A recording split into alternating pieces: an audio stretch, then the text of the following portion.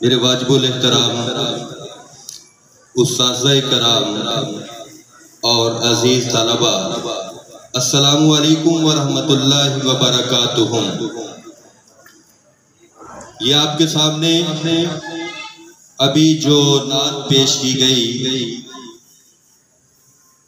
ان میں دو بچیوں نے یہ نعت کے اشعار پڑھے تاکہ ایک تو آپ لوگ اس کی طرز کو سمجھ سکیں، الفاظ کے اتار چڑھاؤ کو سمجھ سکیں، کیونکہ یہی وہ نعت ہے جس کا کمپٹیشن دسمبر کے دوسرے ہفتے میں ہونا ہے۔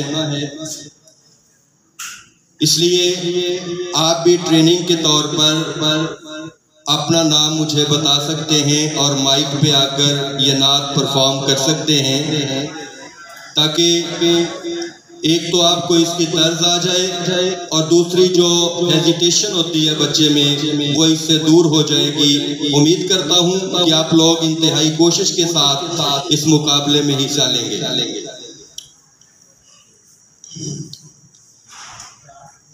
اب ہم آتے ہیں درس قرآن کی طرف۔ بڑا خوبصورت مکالمہ چل رہا ہے اللہ تعالیٰ کی ذات اور فرشتوں کے درمیان، اور موضوع گفتگو کون ہے؟ انسان۔ سبحان اللہ۔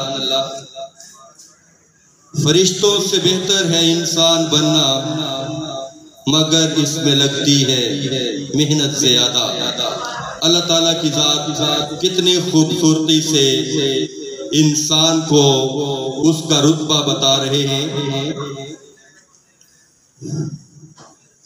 اعوذ باللہ من الشیطان الرجیم، بسم اللہ الرحمن الرحیم۔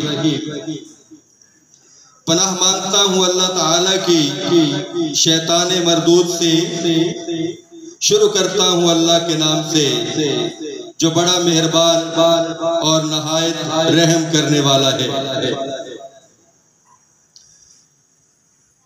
قالا، اس نے فرمایا، یا آدم، اے آدم، انبئوہم، بتا دے ان کو، بِأَسْمَائِهِمْ، ان چیزوں کے نام۔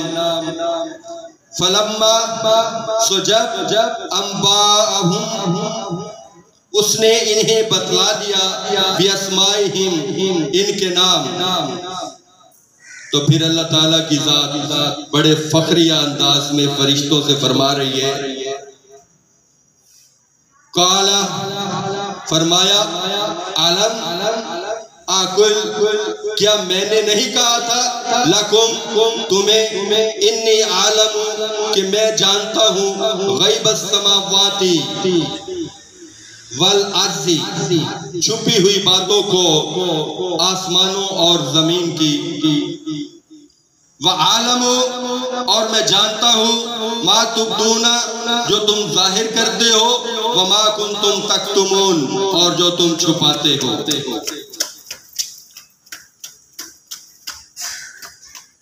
اپنی بات کو، اپنی دلیل کو ثابت کرنے کے بعد، سچ ثابت کرنے کے بعد، حالانکہ اللہ تعالیٰ کی ذات کن فرماتی ہے، فیکون، وہ ہو جاتا ہے، اسے کسی کی اجازت کی ضرورت نہیں، کسی سے صلاح مشورے کی ضرورت نہیں، لیکن یہ ہمارے لیے ایک پیغام ہے کہ چاہے آپ سے درجے میں کوئی کتنا ہی ادنا کیوں نہ ہو، اس کو بغیر دلیل کے غلط ثابت نہ کرے۔ تو اللہ تعالیٰ کی ذات نے دلیل کے ساتھ فرشتوں کو یہ بات باور کروائی کہ جو میں جانتا ہوں وہ تم نہیں جانتے۔ پھر وَإِذْ قُلْنَا، اور جب ہم نے کہا، لِلْمَلَائِكَةِ اسْجُدُوا، کہ اے فرشتوں تم سجدہ کرو، لِآدَمَ، آدم کو، فَسَجَدُوا، پس انہوں نے سجدہ کیا، الا ابلیس، سوائے ابلیس ملعون کے۔ اللہ کا حکم ہوا کہ آدم کو سجدہ کرو، تو بغیر کسی ہچکچاہٹ کے، بغیر کچھ سوچے سمجھے، بغیر کوئی فیصلہ کیے فوری طور پر وہ سربسجود ہو گئے، ماں سوائے ابلیس کے۔ ابا، اس نے انکار کیا، واستکبر، اور تکبر کیا، وَكَانَ مِنَ الْكَافِرِينَ، اور کافروں میں سے ہو گیا۔ لہذا ہمارے لیے یہاں پر ایک بہت بڑا سبق ہے کہ اللہ تعالیٰ کی ذات کا جو حکم ہے وہ کسی طور بھی ٹالنا، یا اس میں حکم امتناعی کرنا، یا اس کے اندر کوئی اپنی دلیل پیش کر کے اس سے راہ فرار تلاش کرنا بہت بڑا گناہ ہے۔ وہ شیطان مردود کہلایا، یہ وہ فرشتہ ہے جس نے چپے چپے پر سجدے کیے ہوئے تھے، رات دن اللہ کی عبادت میں گزارے ہوئے تھے، سب سے زیادہ عبادت کرنے والا یہ فرشتہ تھا، اس کو ایک مقام حاصل تھا فرشتوں میں، فرشتوں کا سردار سمجھا جاتا تھا، لیکن اللہ کے حکم کی عدولی کرنے کی وجہ سے کافروں میں سے ہو گیا، جھٹلا دیا گیا، کیونکہ اس نے تکبر کیا۔ تکبر ایک بہت بڑا گناہ ہے۔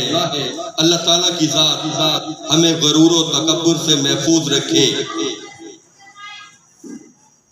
ایک استاد جب کلاس میں داخل ہوتا ہے تو بچے احتراماً کھڑے ہو جاتے ہیں اپنے استاد کی عزت اور ناموس کے لیے، اپنے استاد کی بڑائی کے لیے۔ اگر استاد اس میں اپنے آپ کو بڑا افضل اور بڑا اعلیٰ سمجھنا شروع کر دے اور غرور و تکبر کے لہجے میں طلبہ سے بات کرے کہ میں بڑا ہوں اس لیے یہ میرے رتبے کی وجہ سے کھڑے ہوئے ہیں، تو یقیناً وہ اپنے پیٹ میں جہنم کی آگ بھر رہا ہے۔